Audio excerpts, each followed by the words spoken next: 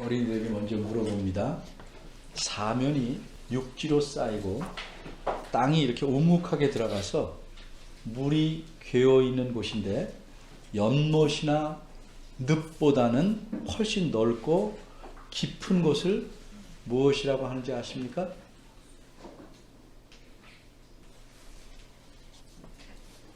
호수라고 합니다. 호수. 호수는 알죠? 네. 그러면 세계에서 이 세상에서 가장 큰 호수는 어느 호수인지를 아시나요? 이 호수는 러시아 남쪽에서 이란 여러 나라를 걸쳐서 이란 북부에까지 미치는 호수인데 그 이름은 카스피입니다. 그 면적이 무려 37만 제곱킬로미터가 넘으니까 우리나라 면적이 약 10만 제곱킬로미터가 안 되거든요. 그러니까 카스피 호수는 우리나라보다 거의 4배나 큽니다. 하도 커서 그 안에 섬들이 있고 섬들 안에 또 호수들이 있습니다. 근데 이게 하도 커서 카스피 호수라고 안 그러고 카스피 해, 카스피 바다라고 부릅니다. 저는 오래전에 우리나라 면적의 반보다 조금 큰 호수에 가본 적이 있습니다. 그러니까 아마 서울, 경기도, 충청, 남북도, 한번 전라남도까지 합한 정도의 크기의 그런 호수에 가봤습니다. 그 호수의 이름은 미시간 호수입니다. 그 호수를 보고 저는 깜짝 놀랐습니다. 이건 이름만 호수입니다. 호수가 아니라 제 눈에는 바다였습니다. 파도가 얼마나 거칠게 치는지, 그리고 저 멀리 큰 배들이, 큰 기선들이 여러 척 떠 있었습니다. 마치 인천에 가서 저 멀리 수평선을 바라보고 바다를 보는 그런 느낌이었습니다.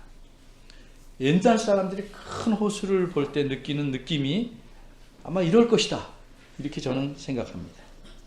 여러분이 잘 아는 갈릴리 호수도 성경에서는 바다라고 자주 말합니다.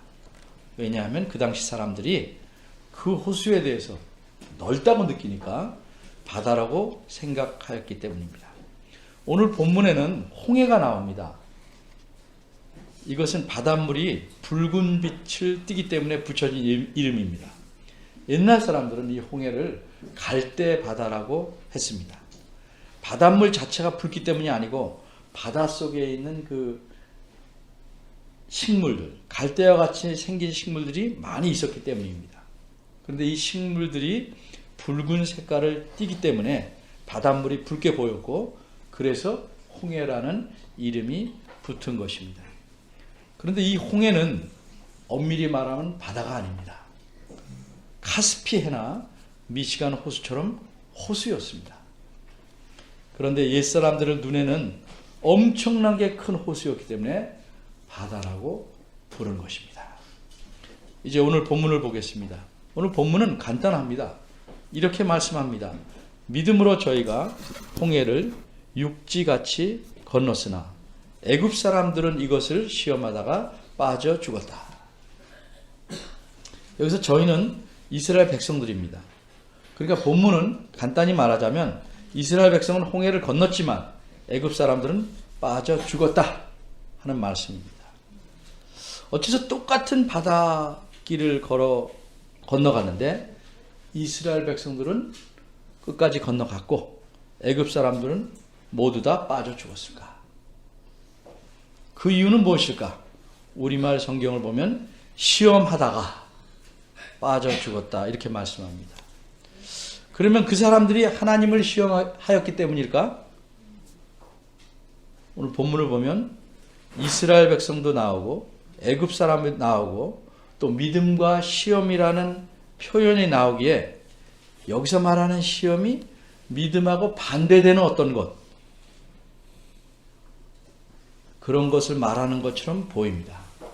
그런데 분명히 말씀드리지만 여기서 말하는 시험은 하나님을 시험한다 하는 의미의 시험이 아닙니다. 그 시험이란 앞에 낱말을 보시면 알 수 있듯이 애굽 사람들이 시험한 것은 하나님이 아니라 무엇이라고 했습니까? 이것입니다. 이것을 시험하다가. 그럼 이것이 무엇입니까? 이것은 그 앞에 나오는 육지, 즉 땅을 가리킵니다. 그럼 애굽 사람들이 이것을 시험했다 하는 것은 무슨 뜻일까? 다른 번역 성경을 살펴봅니다. 표준 세번역 개정판에는 이렇게 되어 있습니다. 믿음으로 이스라엘 사람들은 홍해를 마른 땅을 지나가듯이 건넜습니다.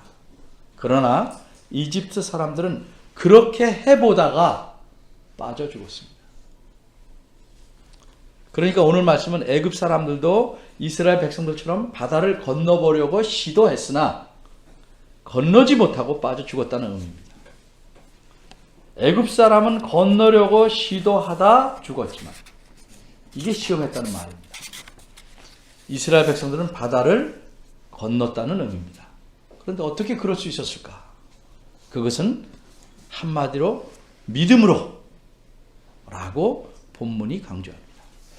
그런데 과연 이스라엘 백성들이 믿음으로 건넜을까? 그렇다면 믿음이라는 게 무엇인가 생각해 봐야 합니다. 오늘 본 말씀은 출애굽기 14장, 15장이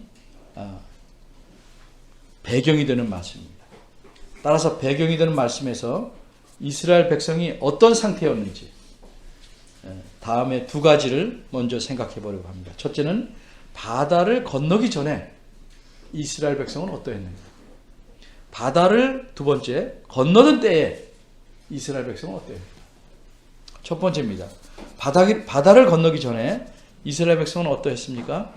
출애굽기 12장에 보면 이스라엘 백성이 애굽을 떠나는 날은 그들이 애굽에 있은 지 정확하게 430년을 마치는 날이었습니다. 41절입니다. 이들이 자신들이 살던 지역을 떠나 어느 정도 가다가 어려움에 빠집니다. 앞에는 건널 수 없는 깊은 바다가 있었기 때문입니다. 게다가 그들이 있는 곳은 사막입니다. 그 많은 사람들이 바다를 건널 수 있는 배들을 만들 방법이 없습니다. 더군다나 이들은 쫓기게 됩니다. 뒤에서 큰 움직임 소리가 들리더니 점점 가까이 옵니다. 돌아보니까 수많은 먼지를 일으키며 사람들이 급하게 옵니다. 맨 앞에는 말들이 갈기를 휘날리며 달려옵니다. 수많은 말들이 병거들을 끌고 달려옵니다. 이루 셀 수 없는 많은 군사들이 오고 있습니다. 애굽 왕이 보낸 군대입니다. 이렇게 애굽 왕은 이스라엘 백성들을 다시 잡아가려고 쫓아왔습니다. 애굽 왕은 자신이 부리던 노예들을 내보냈습니다. 남자 어른만 60만 명의 노예들을 어쩔 수 없이 해방시켰습니다. 그 사람들의 가족까지 포함하면 200~300만이 됩니다. 모두가 잠재적인 노동력입니다. 애굽 왕은 10가지 재앙으로 나라가 쑥대밭이 되자 어쩔 수 없이 이스라엘 백성을 애굽에서 떠나도록 허락했지만 생각해 보니까 그렇게 영영 가버리도록 내버려둘 수는 없습니다. 왜? 나라의 모든 노동력이 빠져나가니까 나라가 움직일 수가 없을 것 같습니다. 그래서 다시 잡아오려고 애굽의 모든 군대를 출동시켰습니다. 특별히 싸움에 나가는 병거 600대를 이끌고 왕이 직접 지휘해서 달려옵니다. 이스라엘 백성은 이렇게 자신들을 잡으러 온 애굽 왕과 그의 군대를 보니까 두려워서 아주 혼이 나갔습니다. 당장 어디로 도망갈 수도 없습니다. 앞에는 바다가 놓여 있습니다. 그러자 이젠 죽었구나 하며 아우성칩니다.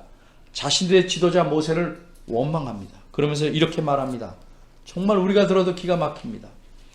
우리가 원래 뭐라고 그랬는가? 우리가 애굽에서 그냥 살겠다고 하지 않았는가? 거기서 좋은 것 먹고 그냥 살면 비록 노예로 살아서 힘들기는 하겠지만 먹을 것만은 제대로 먹었는데 어째서 우리를 이리로 데려와서 죽게 하느냐? 우리가 애굽에 묻힐 곳이 없어서 사막에 묻혀야 하는가? 이런 말은 해서는 안 될 말입니다. 그런데 이들은 이렇게 말하면서 모세를 향해서 불만을 터뜨리기 시작합니다. 한두 사람이 말하는 불만이 온 백성에게 다 미칩니다. 이것이 바다를 건너기 전에 이스라엘 백성 전체의 마음 상태였습니다. 믿음이라고 할 수 있겠습니까? 이런 기가 막힌 불만들이 여기저기서 튀어나오자 모세는 백성들을 진정시키면서 두려워 말고 가만히 있어서 하나님께서 어떻게 행하시는지를 봐라, 이렇게 말합니다. 그러는 동안에 애굽 군대는 더 가까이 옵니다. 그런데 이스라엘 백성의 등 뒤까지 바짝 다가온 애굽 군사들이 갑자기 멈추고 가까이 오지 못합니다. 왜 그랬습니까? 갑자기 애굽 군대 앞에 말할 수 없이 높고 거대한 벽이 생겼기 때문입니다. 이 벽이 무서워서 애굽 군사들은 더 이상 앞으로 나오지 못했습니다. 두꺼운 벽이 하늘에서 땅까지 내려쳐졌습니다. 나무나 돌로 쌓아놓은 벽이 아닙니다. 구름으로 이루어진 벽이었습니다. 밀어붙이면 밀리는 벽이 아닙니다. 만일 이 벽 안으로 들어가면 사방이 깜깜해서 어떻게 될지 모르는 정말 무서운 두려운 벽이었습니다. 어떻게 이런 벽이 생겼을까? 출애굽기 14장 19절 20절은 이렇게 설명합니다. 이스라엘 진 앞에 행하던 하나님의 천사가 그 뒤로 옮겨가자 진 앞에 있던 구름 기둥도 진 뒤로 옮겨가서 애굽 진영과 이스라엘 진영 사이에 이르러서니 저편은 구름과 흑암이 있고 이 편은 밤이 광명하므로 밤새도록 저편이 이 편에 가까이 오지 못하더라.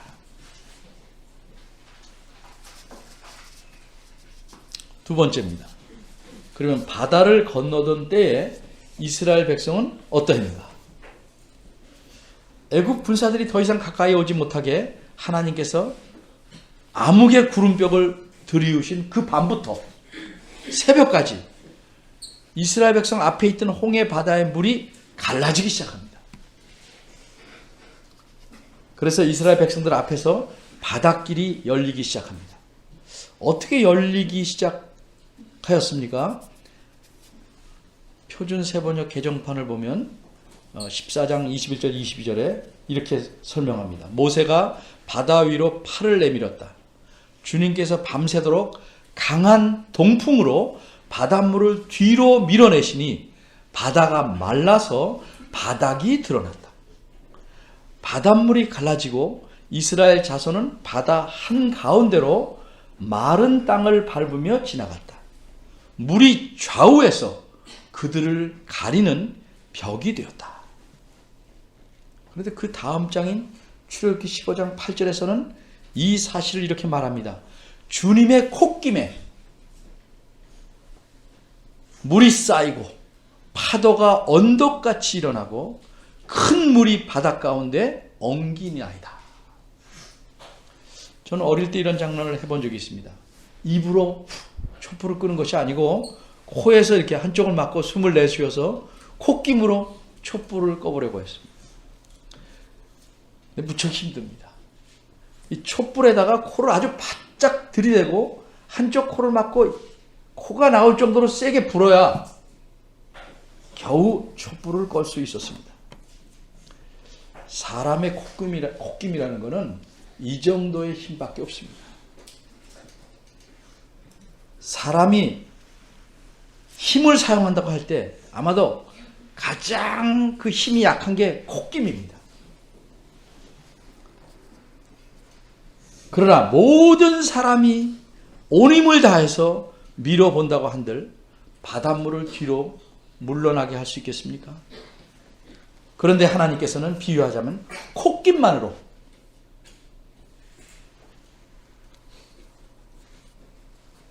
그 깊은 바닷물을 뒤로 물러가게 하셨습니다. 물론 하나님께서는 썰물이라는 자연현상을 통해서도 바닷물이 뒤로 물러나게 하실 수 있었습니다. 그런데 이 경우는 그렇지가 않은 겁니다. 하나님께서 자신의 능력을 의도적으로 보여주시려고 특별한 일을 행하신 겁니다. 또 이때는 썰물 때가 아닙니다. 그러니까 물은 자연스럽게 나가려고 하고 바다 가운데 있는 깊은 물이 뒤로 물러가게 되니까 나아가려는 물과 물러나려는 물이 부딪혀서 물들이 뒤엉킵니다. 이렇게 물이 뒤엉키면서 바다 가운데는 공간이 생깁니다. 좌우에 물들이 쌓입니다. 우리말 성경에서는 출애굽기 15장 8절에서는 파도가 언덕같이 일어서고 이렇게 멋진 표현을 합니다. 그런데 정확히 말하자면 언덕같이가 아니고 벽처럼 세워진 것입니다. 양쪽의 벽 사이로 길이 났습니다. 그리고 바닥이 신기하게 변했습니다. 어떻게 변했습니까? 이 바닥은 바다가 생긴 이후로 줄곧 물속에만 있었습니다. 그런데 하룻밤 사이에 바닥이 맨 땅처럼 육지처럼 마른 땅이 됐습니다. 질퍽거리지 않습니다. 아주 마른 땅입니다. 그럼 이 파도가 엉기면서 넘실대는 바닷물이 좌우에 벽으로 일어서고 그 가운데 생긴 길은 폭이 얼마나 될까? 골목길 같을까? 제가 몇 차례 말씀드린 적이 있는데 혹 듣지 못한 분들이 더러 계실까봐 또 한번 설명합니다. 만일 두 사람이 나란히 걸어갈 만하게 바닷길이 열렸다면 이스라엘 백성의 수를 따질 때 그 행렬은 무려 1300km가 되어야 합니다. 수원에서 목포를 고속도로로 2번쯤 왕복할 거리가 되는 겁니다. 이런 경우에는 이스라엘 백성을 어린아이까지 300만 명으로 잡을 때 그뿐이 아니죠. 수레도 있고 온갖 짐을 다 가져가고 짐승들도 있으니까 이 바다를 35일 동안 밤낮 쉬지 않고 건너가야 합니다. 그런데 뒤에는 애굽의 군대들이 들이닥치고 있습니다. 그러니까 하룻밤 사이에 홍해를 다 건너야 합니다. 그러려면 약 5천 명이 한 줄로 한꺼번에 건너가야 합니다.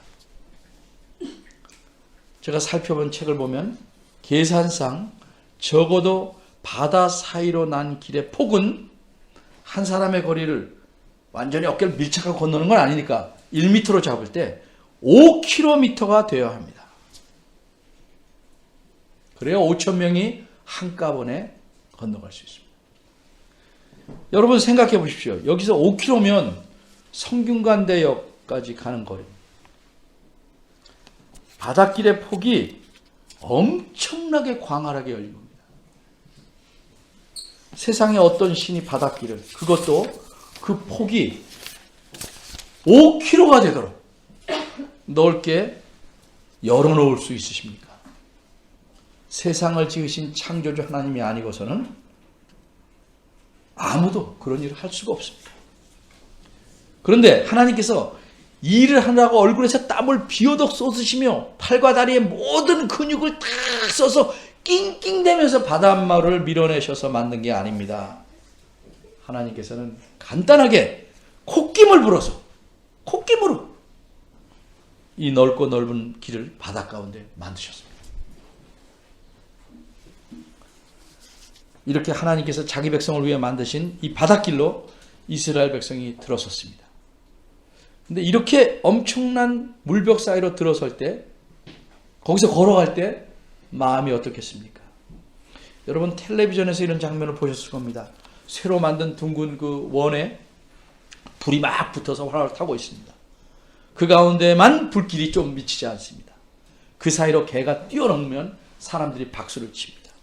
근데 이 개가 처음부터 이렇게 불길을 넘어갔겠습니까? 아닙니다. 오랜 시간 훈련했기에 가능하게 된 것입니다. 그런데 바닷속에 생전 처음 발을 들여놓고 걸어간다는 것이 어떻게 가능합니까? 이스라엘 백성들은 그 두려움을 이기고 걸었는데 하나님 말씀에 따라 걸었습니다. 그것을 이 본문에서는 믿음으로 행했다고 표현한 것입니다. 그들은 바다를 그래서 육지처럼 걸어서 끝까지 건널 수 있었습니다. 한편 애국 군사들은 어떠했습니까? 이들이 새벽 즈음에 보니까 자신들을 가로막았던 구름벽이 걷히자 눈앞에 정말 엄청난 장면이 벌어졌습니다. 이 애국 군사는 처음이자 마지막 장면입니다. 이스라엘 백성들이 바다 한가운데를 저 앞에 걸어가고 있습니다. 그러자 애국의 군대들은 어떻게 하겠습니까? 앞뒤 가리지 않고 이들도 바닷길로 뛰어듭니다. 어떤 마음으로 이들은 바닷길로 뛰어들었을까? 출애굽기 15장 9절은 그들에 대해서 이렇게 알려줍니다. 원수는 말하기를 내가 그들을 뒤쫓아 따라잡고 약탈물을 나누며 나의 욕망을 채우겠다. 내가 칼을 뽑아 그들을 멸망시키겠다. 이렇게 말했습니다. 그러나 어떻게 되었습니까? 그 결과는 출애굽기 15장 10절에서 이렇게 알려줍니다. 주께서 주의 바람을 일으키심에 바다가 그들을 덮으니 그들이 흉흉한 물에 납같이 다시는 가라앉아 떠오르지 않는 납같이 잠겼나이다. 근데 이것은 시예요. 시로 표현한 멋진 장면입니다. 실제 장면은 어땠을까? 출애굽기 14장 23절에서 29절에 이 장면을 생생하게 이렇게 묘사합니다. 애굽 사람들과 애굽 왕 바로의 말들, 병거들과 그 마병들이 다 그를 쫓아 그 뒤를 쫓아 바다 가운데로 들어오는지라. 새벽에 여호와께서 불, 구름, 기둥 가운데서 애굽 군대를 보시고 그 군대를 어지럽게 하시며 그 병거들 바퀴를 벗겨서 달리기에 극난하게 매우 어렵게 하시니 애굽 사람들이 가로되 이스라엘 앞에서 우리가 도망하자. 여호와가 그들을 위하여 싸워 애굽 사람들을 치는도다. 여호와께서 모세에게 이르시되 내 손을 바다 위로 내어 밀어 물이 애굽 사람들과 그 병거들과 마병들 위에 다시 흐르게 하라 하시니 모세가 곧 손을 바다 위로 내어 밀매 새벽에 미쳐 바다의 그 세력이 회복된지라. 애굽 사람들이 물을 거스려 도망하나 여호와께서 애굽 사람들을 바다 가운데 엎으시니 물이 다시 흘러 병거들과 기병들을 덮되 그들의 이스라엘 백성의 뒤를 쫓아 바다에 들어간 바로의 군대를 다 덮고 하나도 남기지 아니하였더라. 그러나 이스라엘 자손은 바다 가운데 육지로 행하였고 물이 좌우에 벽이 되었더라. 이렇게 기록되어 있습니다. 오늘 본문에서는 애굽 사람들은 이것을 시험하다 빠져 죽었다 이렇게 말합니다. 여기서 이것을 시험하다가 무슨 뜻입니까? 저 바닷속으로 들어가면 빠질까 안 빠질까 염려해서라는 뜻이 아닙니다. 그들은 이스라엘 백성이 마른 땅으로 건너가는 보고 따라 들어갔기 때문입니다. 그러면 이스라엘 백성과 애굽 사람들의 차이는 뭡니까? 이스라엘 백성은 하나님 말씀을 믿고 바닷속으로 들어갔고 애굽 사람들은 그들이 스스로 용기를 내서 따라 들어갔습니다. 하나님 말씀을 듣고 한 행동과 자신들의 판단에 따라 행한 행동에 차이가 있는 것이고 여기서 운명이 달라진 겁니다. 이처럼 믿음이라는 것은 도저히 자신의 능력과 힘으로는 건널 수 없는 공간을, 어려움을 건너게 하는 것인데 하나님 말씀에 따라 건너는 것입니다. 자기의 지혜와 능력과 판단에 의해서 행하는 것은 모험이고 배짱일 뿐입니다. 그런 것은 믿음이 아닙니다. 다시 말하자면 믿음이란 하나님 말씀을 신뢰하고 도저히 건널 수 없는 시공간을 건너고 아직 일어나지 않은 일을 행하게 할 수 있는 그런 힘입니다. 어떻게 우리가 하나님 말씀을 믿을 수 있습니까? 하나님 자신의 능력과 그분의 신실하심을 성경을 통해서 알고 믿기 때문입니다. 그러기에 우리가 내 생각과 판단의 한계를 넘어서 그것 다 달라도 하나님 말씀이 이렇다면 그것을 믿고 마음으로 받아들이고 그 말씀대로 행하는 것입니다. 그게 믿음입니다. 그게 믿음이라는 사실을 오늘 본문이 알려주는 겁니다. 그런데 여러분, 이스라엘 백성의 믿음이 모세처럼 탄탄했습니까? 애굽인들이 추격해오자 원망과 불평을 쏟아냅니다. 그렇지만 하나님 말씀에 따라 바닷속으로 들어갔습니다. 이 사실을 가리켜 오늘 본문은 믿음으로 저희가 홍해를 건넜다고 말합니다.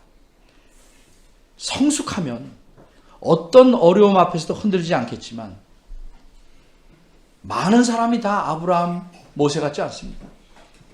많은 사람들이 그렇게 성숙하지 못합니다. 그러기에 믿는다 하지만 불평과 불만과 회의가 있게 됩니다.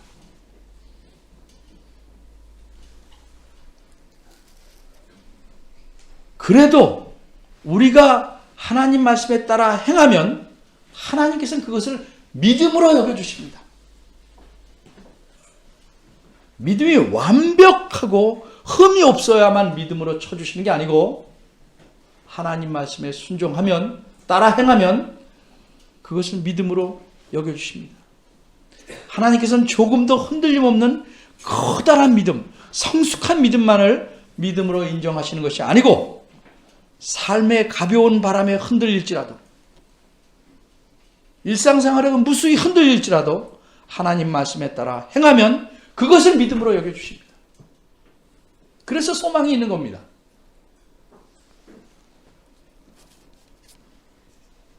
그래서 이런 연약한 믿음을 가진 자기 백성들을, 그들 수백만 명을 위해서 바닷길도 여셨습니다. 콧김으로 간단하게 바다를 갈라지게 하셨습니다. 그런데 그런 하나님께서 이제는 능력이 없으셔서 여러분 한 사람 또는 몇 사람을 위해서 아무 일도 못 하시겠습니까? 하나님께서는 콧김만으로 그 당시 가장 강한 나라 애굽과 애굽 왕의 콧대를 여지없이 부러뜨리셨습니다. 하나님 앞에 감히 자신의 콧대를 높이는 자의 마지막은 다 이와 같습니다. 그러기에 하나님과 그의 말씀을 믿는 자는 어떤 험난한 일과 두려움의 벽도 두렵지 않아서가 아니고 하나님의 능력을 믿기에 건널 수 있는 것입니다. 물론 우리의 삶이 그렇게 쉽고 간단하고 그렇지 않습니다. 호락호락하지 않습니다. 우리 앞에는 늘 이런저런 뛰어넘지 못할 듯한 그런 벽들이 세워져 있습니다. 우리가 지혜로 아무리 넘으려 해도 못 뛰어넘을 벽들이 많습니다. 그런데 우리로 하여금 그것을 넘게 하는 것은 하나님과 그분의 말씀을 믿는 믿음입니다. 왜 그렇습니까? 하나님께서 자신의 말씀을 믿는 자들을 위해서, 그들이 연약한 믿음을 가졌다 할지라도 그들을 위해서 넘어설 수 있는 길을 만들어 주시기 때문입니다. 우리의 연약함과 부족함까지도 다 받아주시는 이런 하나님이 우리가 믿고 섬기는 하나님이시라는 사실을 항상 기억하시길 바랍니다.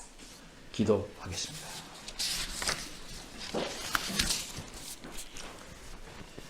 하나님은 온전하시고 의로우시고 완벽하게 공평하시고 흠없는 사랑과 모든 성품을 갖고 계시기에 우리도 그래야만 하나님께서 우리를 인정한다고 편견을 갖고 있습니다. 하나님은 우리의 연약함을 아시고 우리의 체질을 아시고 우리의 죄성을 아십니다. 그러기에 우리에 대해서 오래 참으시고 우리를 긍휼히 여기십니다. 그러하신 하나님이기에 우리가 하나님 말씀에 따라 행할 때 그것을 믿음으로 보아주시고 여겨주십니다. 이런 하나님의 긍휼과 사랑으로 저희가 하나님의 품 안에서, 하나님의 날개 아래서 살아가고 있습니다. 늘 하나님께 감사하게 하시고 어려움에 부딪힐 때 징징댈지라도 주의 말씀을 보고 새 힘을 얻고 주님을 의지하는 믿음을 발휘하는 저희들 되도록 이끌어 주옵소서. 예수님의 이름으로 기도합니다. 아멘.